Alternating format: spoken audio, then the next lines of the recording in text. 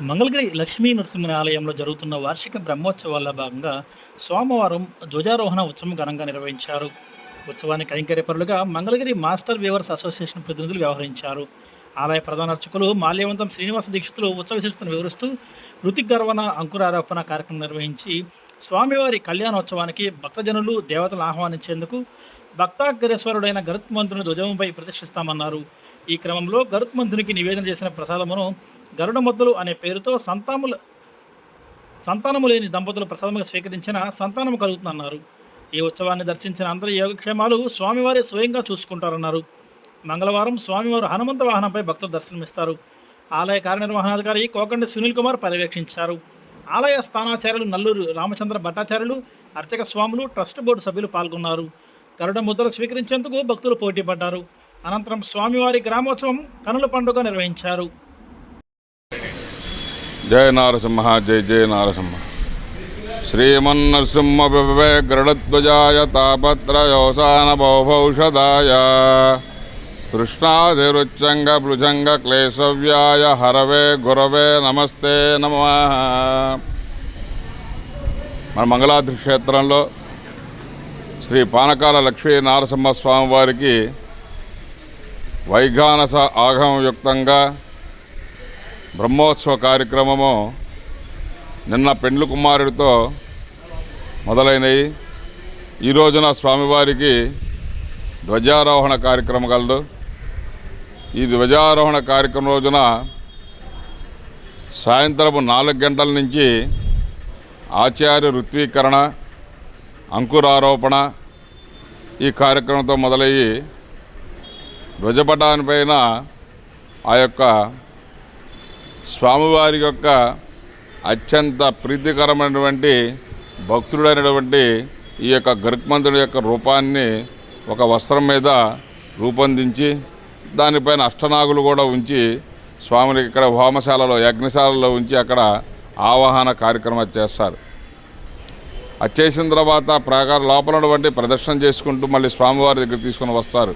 ఈ గరుడ పటాన్ని తెచ్చిన తర్వాత స్వామివారి యొక్క ఎదురున్నటువంటి ఆ గరుడాల వారి యొక్క మండపం దగ్గర వేయించేపు చేసి అక్కడ ఈ స్వాములందరూ కూడా కూర్చొని ఈ గరుడ గజ్జలు చదువుతుంటారు. ఈ గరుడ గజ్జలు, విష్ణు గజ్జలు, దాని తర్వాత నరసింహ గజ్జ, రామ గజ్జ అని చెప్పేసి లక్ష్మీ గజ్జ, ఇట్లా గజ్జలన్నీ ఉంటాయి. అవన్నీ చదివి ఈ అష్టదిక్పాలకందరిని కూడా ఆవాహనం చేస్తూ ఉంటారు. చేసిన తర్వాత ఈ యొక్క గరుడ పటాన్ని పైన స్వామి యొక్క జీవధ్వజం పైన దాన్ని ఎగరవేస్తారు. ఆ పైన ఉంచిన తర్వాత ఈ గరుత్మంతుడి యొక్క ఈ మంగళాద్రి క్షేత్రంలో మా స్వామివారి యొక్క బ్రహ్మోత్సవాలు జరుగుతున్నాయి కాబట్టి అందరినీ కూడా స్వామి ఇక్కడ ఆవాహనం చేస్తూ ఆవాహిస్తూ ఉంటారు. స్వామివారి ఇక్కడ అందరినీ కూడా అష్టదిక్పాలకులను కానీ అదేవిధంగా రాక్షస గుణాలు కానీ అందరినీ కూడా మా స్వామి ఇక్కడ కళ్యాణం జరుగుతుంది కాబట్టి మీ అందరూ కూడా రండి అని చెప్పేసి ఆహ్వానం చేయడం జరుగుతుంటుంది. ఈ ఆహ్వానం చేసిన తర్వాత ఈ యొక్క స్వామివారి యొక్క ధ్వజస్తంభం బలిపీఠం పైన ఈ యక్ష కిణ్య కిష్పలు రాక్షస గుణాలందరికీ కూడా అక్కడ ఈ యొక్క బలిప్రసాదాన్ని ఇవ్వటం, అష్టదిక్పాలకు కూడా ఆ యొక్క బలిప్రసాదాన్ని ఇవ్వటం, అదేవిధంగా మన గ్రామంలో ఉన్నటువంటి 4 కూడల మధ్య అదేవిధంగా పాడుపడినటువంటి బావుల దగ్గర కానీ చెరువుల వద్ద కానీ అలాగే కోనేరుల వద్ద కానీ ఇట్లా ఈ ప్రసాదాన్ని ఇస్తూ ఉంటారు. అక్కడ ఉన్నటువంటి ఆ యొక్క గ్రహాలన్నీ కూడా స్వామివారు శాసిస్తారు. ఈ యొక్క ప్రసాదాన్ని మీరు స్వీకరించి ఇది తీసుకొని మీరు తిరిగి మీ యొక్క స్థానంలోకి వెళ్ళిపోమని చెప్పి స్వామి వాళ్ళందరినీ కూడా ఆజ్ఞాపింపజేస్తారు.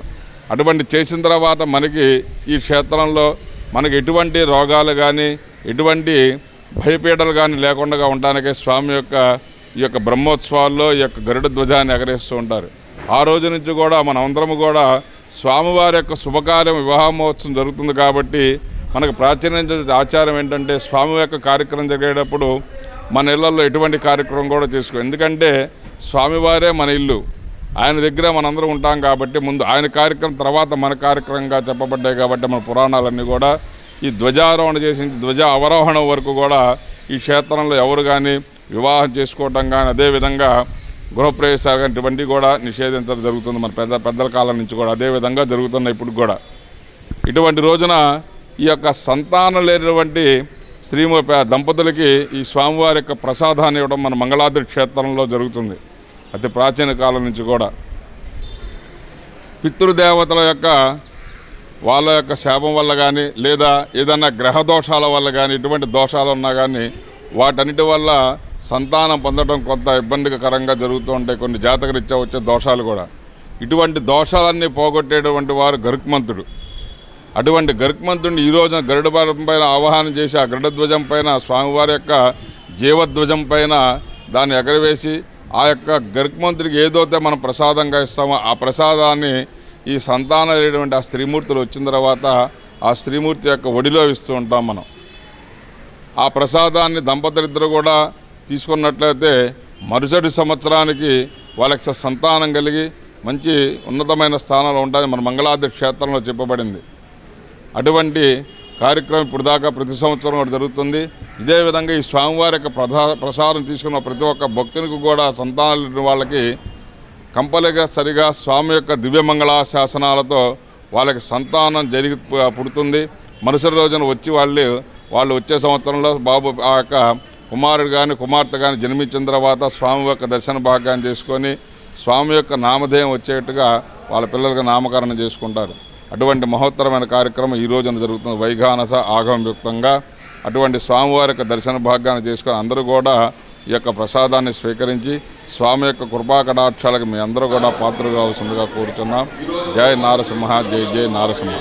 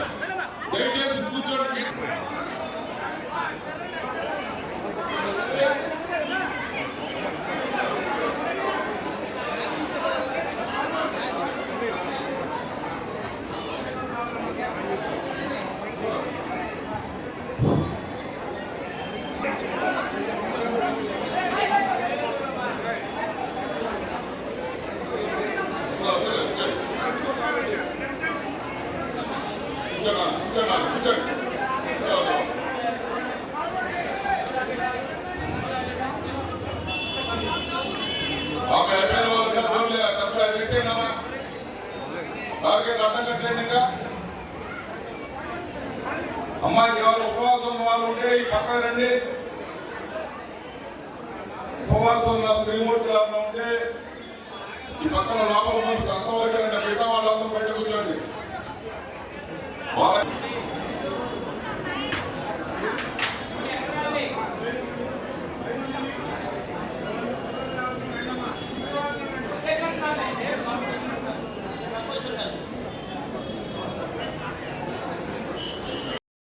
తనయం కృష్ణ త్వామహం శరణం గత దేవకీ సుత గోవింద వాసుదేవ జగత్పతే దేహి మే తనయం కృష్ణ త్వామహం శరణం గత ఓం దేవకీ సుత గోవింద వాసుదేవ జగత్పతే దేహి మే తనయం కృష్ణ త్వామహం.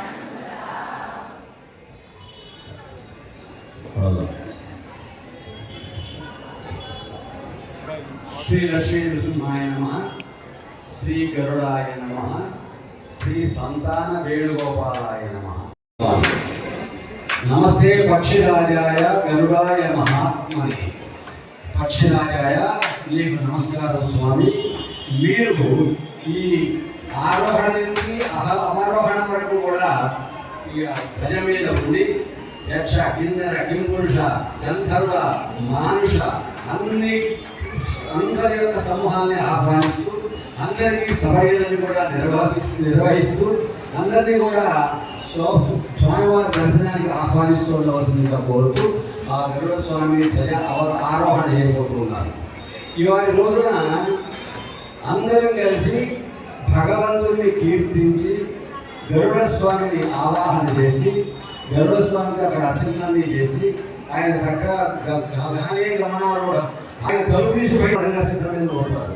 అటువంటి స్వామి భక్తులకి ఏమేమి ఇవ్వాలో స్వామి వారికి నిర్దేశిస్తూ స్వామివారిని ప్రాధేయపడుతూ మనందరి కోరికలు తీర్చమని ఆయన స్వామివారిని వినయంగా చెప్పుకుంటూ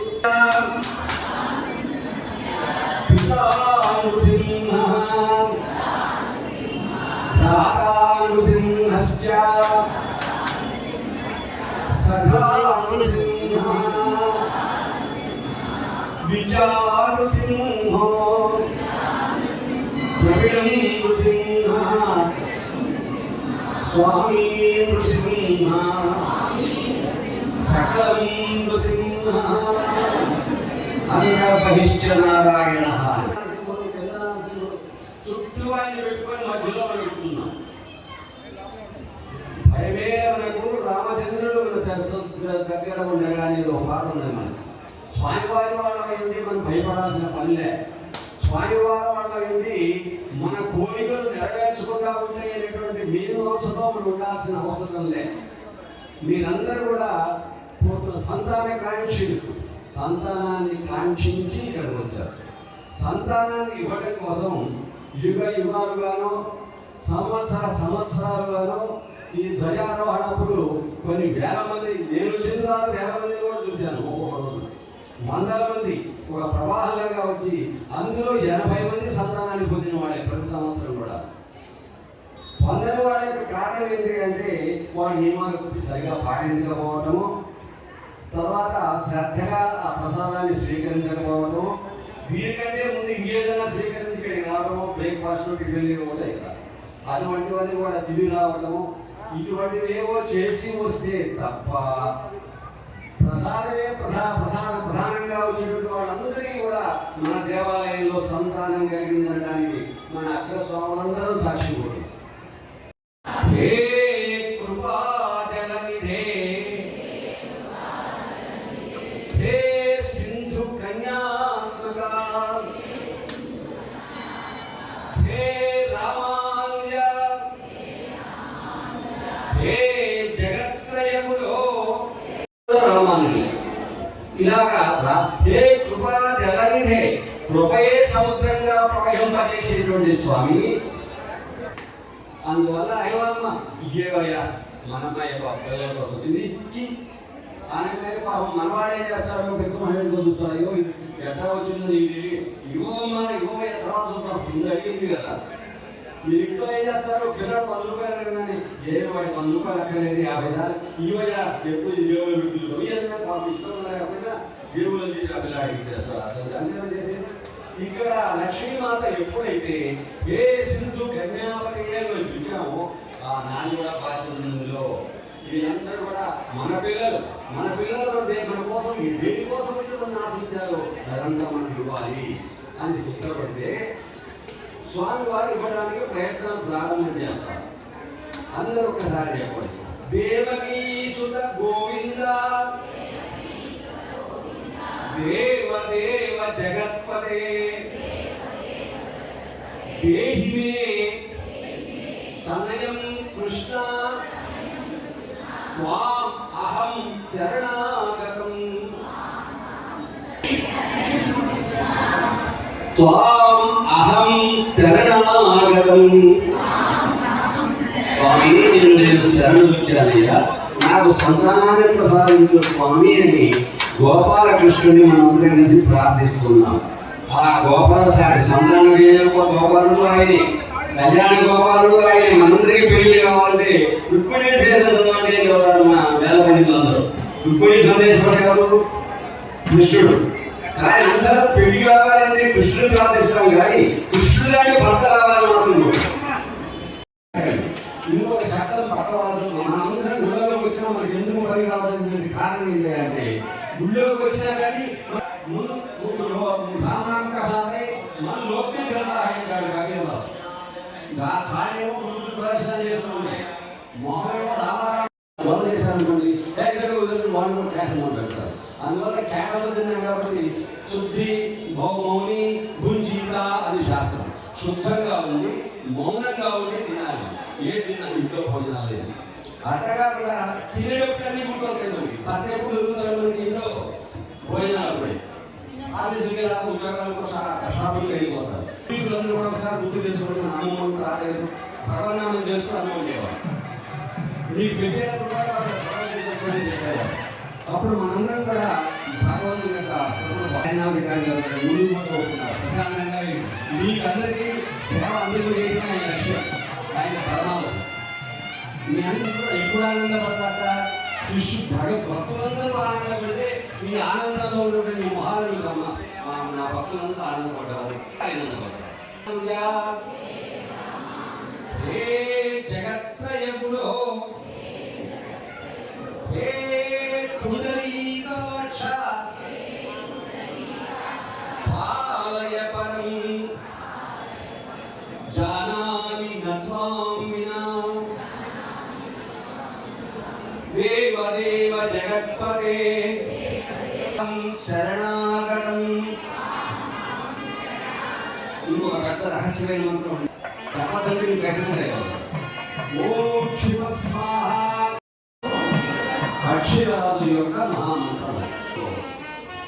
దివివా భువివా మమాస్తు వాసు నరకేవా నరకాంతక ప్రకాశ. కానీ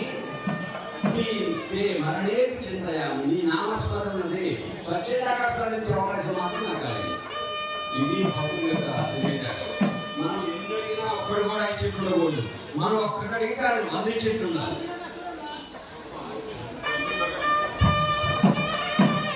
అందువల్ల మనం అడిగే ఇంతగా కట్టాలి, ఆయన ఎంతో ఇవ్వాలి.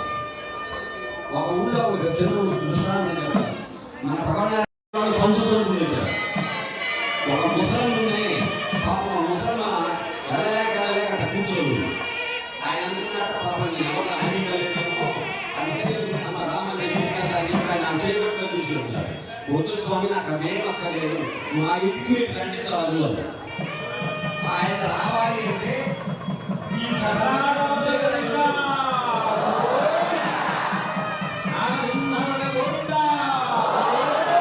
భక్తవత్సల భగవాన్కి, లక్ష్మీనరసింహ భగవాన్కి, గరుడ స్వామికి, కృష్ణ స్వామికి, రామచంద్ర మహారాజ్కి అత్యంత వైభవంగా ఈ జరిగే కార్యక్రమంలో. కాబట్టి ఆ ముసలం ఏం కోరుతుంది,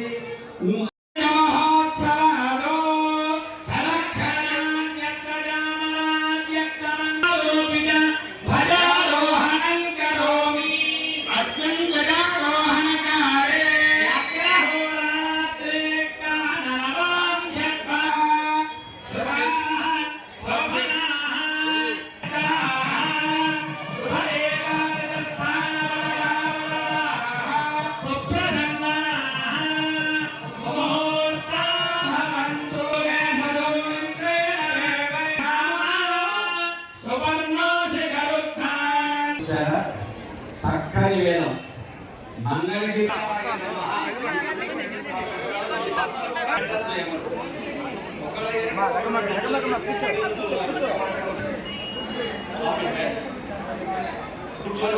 బాగుంటుంది.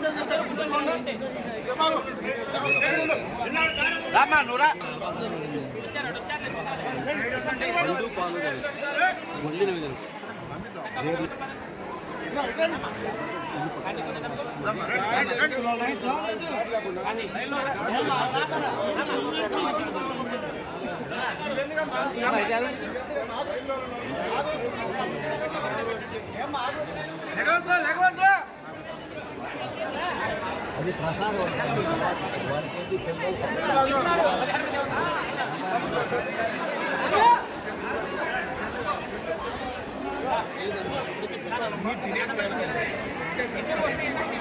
మండపంలో కూర్చొని గరుపు దగ్గర కూర్చొని ఇంట్లో పోయి తీర్థం చేయి కడుక్కోకండి చూసుకోండి.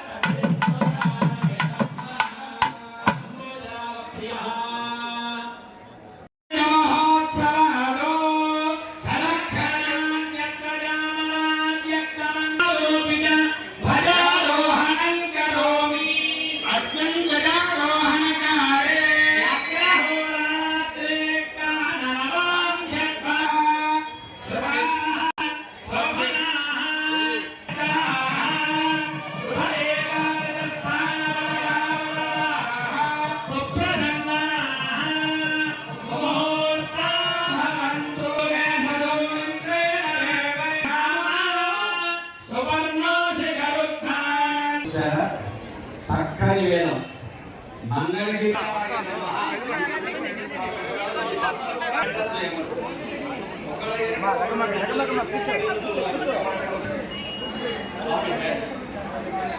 కూర్చోకపోవడం బాగుంటుంది. రానే